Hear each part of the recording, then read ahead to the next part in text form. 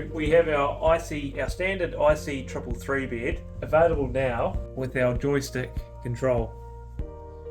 This control has all standard functions as our standard remote. Head raise, head lower, leg raise, leg lower, bed, whole bed raise, whole bed lower, Trendelenburg, reverse Trendelenburg. Also has the standard remote attached and available to be used by a carer or similar.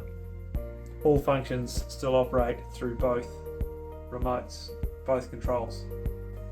If we look at installation, it's simple and easy to understand.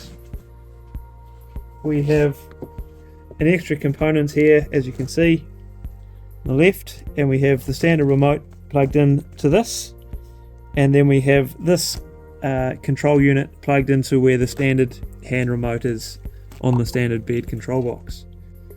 Simple installation, as you can see there, and easy use.